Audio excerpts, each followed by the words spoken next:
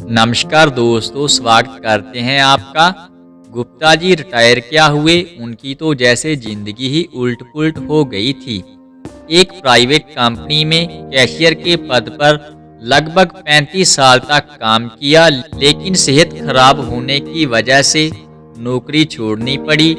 जो महीने की बंधी हुई पगार आती थी वह भी बंद हो गई। प्रोविडेंट फंड से जो पैसे मिले थे उनमें से अधिकतर पैसे तो बेटी की शादी में ही लग गए थे।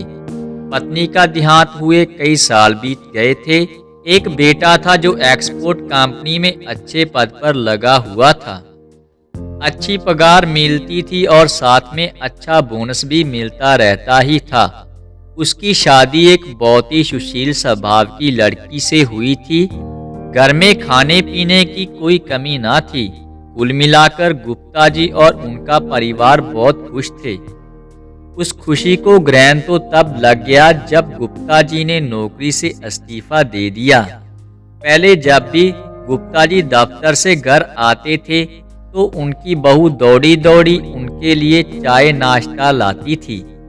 बेटा भी जब अपने दफ्तर से आता था तो सबसे पहले पिता से ही मिलता था। रात का खाना सब इकट्ठा हो साथ में ही खाते थे। लेकिन रिटायर होने के बाद उनके प्रति सबका रवैया ही बदल गया था। बहू बेटा अब उन पर ज्यादा ध्यान नहीं देते थे। अब उनको चाय पिलाने के लिए कोई नहीं दौड़ता था। जब तक 2-4 बार चाय मांग नहीं लेते थे तब तक कोई भी उन्हें चाय नहीं देता था। बेटे ने तो उनसे जानो नजरें मिलाना ही छोड़ दिया था। जब बेटा दफ्तर से आता तो उनकी बहू उनके लिए दौड़ दौड़ कर चाय नाश्ता लाने में लग जाती थी। किसी को भी यह चिंता नहीं होती थी कि गुप्ता जी बार बार चाय मांग चुके हैं। कभी बीमार पड़ जाते तो कोई उन्हें डॉक्टर के पास तक ना ले जाता। गुप्ता जी खुद ही धीमे कदमों से चलकर पास के दवा खाने से दवा लेकर आ जाते। बहू और बेटे ने उनसे कभी भी बीमारी तक के बारे में हालचाल भी नहीं पूछा। वह दोनों अपने आप में ही मस्त रहते थे। अकेलेपन और कमजोरी ने अब गुप्ता जी को तोड़ दिया था। पत्नी की बहुत याद आती थी, लेकिन उन्हें याद कर आंसू बहाने के अलावा वह कर भी क्या सकते थे। गुप्ता जी को ऐसे लगने लगा था कि अगर कल उनकी मृत्यु हो जाए तो क्या बेटा उन्हें कंधा देगा भी या नहीं। रोज इन्हीं दुख भरी बातों को सोचते हुए ना जाने कब उनकी आंख लग जाती थी। एक दिन बाजार में वह अपनी दवा लेने गए। सुबह का समय था और गुप्ता जी ने 80 रुपए की दवा खरीदकर केमिस्ट को 100 रुपए का नोट दे दिया। लेकिन केमिस्ट ने कहा कि आप मुझे 80 रुपए छुट्टे दे दीजिए, क्योंकि मेरे पास खुले 20 रुपए नहीं हैं। गुप्ता जी सोचने लगे कि अब 80 रुपए छुट्टे कहाँ से लाऊं। दवा भी जरूरी थी और 100 रुपए का नोट हाथ में थामकर दुकान से बाहर निकल पड़े। बगल वाली दुकान की तरफ देखा तो वह बंद थी। 2 कदम आगे चलकर एक दुकान खुली थी तो गुप्ता जी उस दुकान की ओर चल पड़े। गुप्ता जी वहां पहुंचे तो पता चला कि वह लॉटरी टिकट बेचने वालों की दुकान है और सोचा इन्हीं से 100 रुपए खुले करवा लेता हूं। अंदर मेजों के ऊपर कई तरह के रंग बिरंगे टिकट पड़े हुए थे। मेजों के पीछे एक लड़का बैठा था। उसे 100 रुपए देकर गुप्ता जी ने खुले पैसे मांगे। उस लड़के ने एक लॉटरी का टिकट और 80 रुपए गुप्ता जी के हाथ में थमा दिए। लॉटरी का टिकट देखते ही गुप्ता जी ने कहा, बेटे मुझे टिकट नहीं 100 रुपए छुट्टे चाहिए। लड़का बोला, अरे अंकल, सुबह सुबह खुले पैसे कौन देगा, और फिर यह मेरे दिन की पहली टिकट बिकी है, इसे तो मैं वापस नहीं लूंगा। और उसने जेब में से 20 रुपए का नोट निकालकर गुप्ता जी के सामने कर दिया। आप चाहे तो यह 20 रुपए भी रख लो, लेकिन मैं टिकट वापस नहीं करूंगा। अब गुप्ता जी दुविधा में फंस गए। टिकट से ज्यादा उन्हें दवा की जरूरत थी। लेकिन जिस स्वभाव से उस लड़के ने उन्हें 20 रुपए वापस करने चाहे, गुप्ता जी ने थोड़ा सा मुस्कुराकर टिकट अपने पास रख ली और 80 रुपए लेकर बाहर आ गए। गुप्ता जी ने टिकट जेब में रखी और 80 रुपए की दवा खरीदकर घर की ओर चल पड़े। घर पहुंचकर घंटी बजाई तो कुछ देर बाद बहू ने दरवाजा खोला और मुंह बनाते हुए अंदर चली गई। गुप्ता जी भी अपने कमरे में चले गए और दवा की खुराक लेकर लेट गए। कुछ देर बाद उन्हें नींद आ गई। दोपहर 12 बजे उनकी नींद खुली तो कुछ अच्छा महसूस कर रहे थे। शायद दवा का असर हो रहा था। कुछ देर बाद सुस्ताने के बाद वे उठे और कुर्सी पर बैठ गए।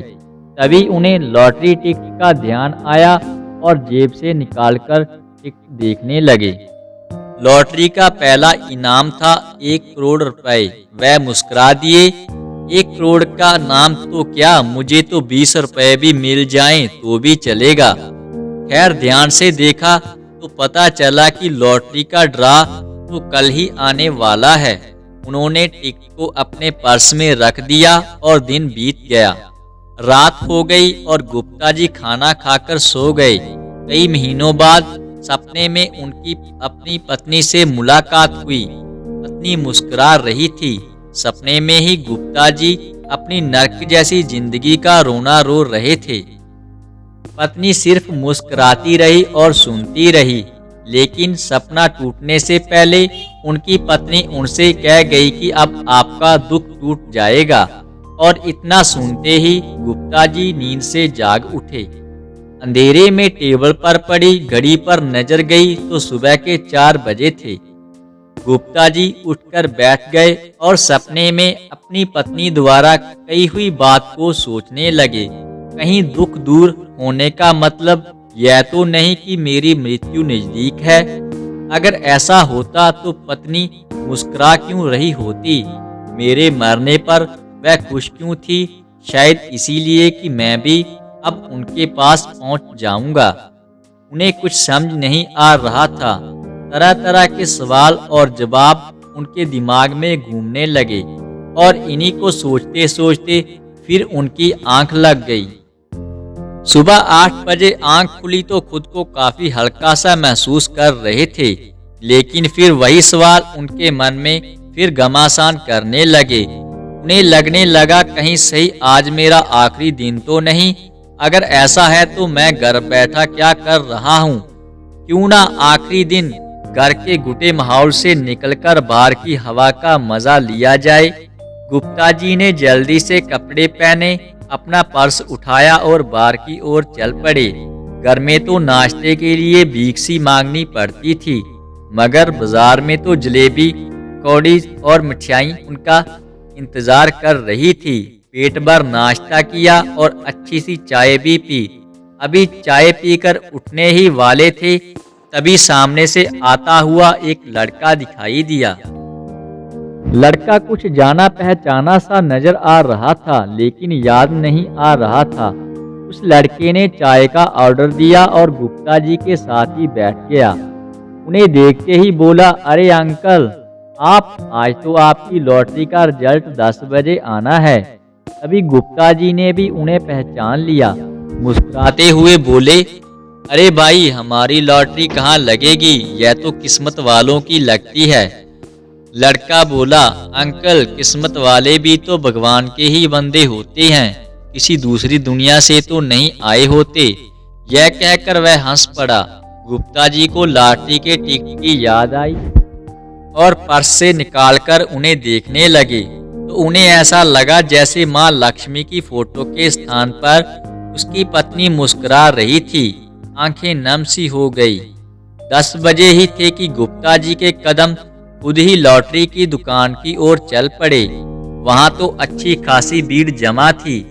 सभी रिजल्ट आने का इंतजार कर रहे थे और जब रिजल्ट निकला तो बहुत से मायूस होकर वहां से चल दिए। कुछ ही लोग बचे थे। गुप्ता जी को देख वह लड़का बोला, अंकल जी, अपना टिकट तो दिखाओ, शायद माँ लक्ष्मी आप पर ही मेहरबान हो जाए। और जब टिकट का नंबर मिलाया गया तो सच में ही गुप्ता जी ने 1 करोड़ का इनाम जीत लिया था। चारों तरफ से लोग गुप्ता जी को बधाइयां दे रहे थे। वह लड़का तो बार बार गुप्ता जी को गले लगा रहा था, जैसे कोई बाप अपने बेटे के फर्स्ट आने पर करता है। मगर गुप्ता जी अभी तक इस सच्चाई को हजम नहीं कर पा रहे थे। उन्हें यकीन ही नहीं हो रहा था कि जिंदगी में पहली बार लॉटरी का टिकट खरीदा और नंबर भी लग गया और उसने 1 करोड़ की लॉटरी भी जीत ली है। आखिर जब लॉटरी वाला लड़का उन्हें कहने लगा कि उन्हें यह जीता हुआ टिकट लेकर लॉटरी वाले दफ्तर जाना है, तब उन्हें भी यकीन हो गया अब वह करोड़पति हो गए हैं। समझ में नहीं आ रहा था कि अब वह जीते हुए करोड़ रुपए का करेंगे भी क्या। खैर, करोड़ का टिकट लेकर वह घर पहुंचे ही थे कि उनकी बहू ने बहुत दिनों बाद खुशी से दरवाजा खोला और खुश होकर उनके पांव छुए। दौड़ी हुई गई और उनके लिए शरबत का गिलास लेकर आई। नाश्ते में क्या लेंगे, यह पूछा। कुछ हैरानी तो हुई। गुप्ता जी समझ गए लॉटरी लगने की खबर इनको पहले ही मिल चुकी है। दोपहर के खाने की टेबल पर तरह तरह के व्यंजन से सजाकर बहू ने गुप्ता जी के लिए रख दिए और बहू ने उन्हें जिद करके खाने के लिए भी बुलाया। गरम गरम रोटियां सेककर गुप्ता जी को खिलाई। बहू ने शायद बेटे को भी खबर कर दी थी, क्योंकि अभी खाना चल ही रहा था कि बेटा कई तरह की मिठाइयां लेकर घर पहुंचा। उसने भी आज बड़े लंबे समय के बाद पिता के पांव छुए और साथ में बैठ भोजन करने लगा। बीच बीच में अपनी पत्नी को आवाज लगा देता कि पिताजी के लिए यह लाओ वह लाओ। गुप्ता जी भी समझ चुके थे ये प्यार और आदर उनका नहीं बल्कि 1 करोड़ की लॉटरी का हो रहा है। चुपचाप मुस्कुराते हुए खाना खाते रहे, मगर मन ही मन अंदर से रो रहे थे। तभी उन्हें सपने में आई पत्नी के शब्द याद आ गए, अब आपका दुख दूर हो जाएगा। गुप्ता जी के संसारिक दुखों का अंत तो शायद 1 करोड़ की लॉटरी ने कर दिया था, लेकिन मन का दुख तो शायद कभी भी कम नहीं हो पाएगा। रिश्ते नाते तो वही लंबे चलते हैं जो इंसानियत और एक दूसरे के प्रति प्रेम से भरे हों, ना कि जो सिर्फ बड़ी जेब को देखकर निभाए जाएं। अपने माता पिता की सेवा करना हर बेटे बेटी का फर्ज होता है। उसे सिर्फ एक बोझ समझकर नहीं बल्कि दिल से पूरा करना चाहिए। दोस्तों, इस वीडियो को लेकर आपकी क्या राय है, नीचे कमेंट करके जरूर बताएं। अगर आपको यह वीडियो अच्छा लगा हो तो लाइक और शेयर जरूर करें और ऐसी वीडियो के लिए हमारे YouTube चैनल और Facebook पेज को फॉलो करें। धन्यवाद।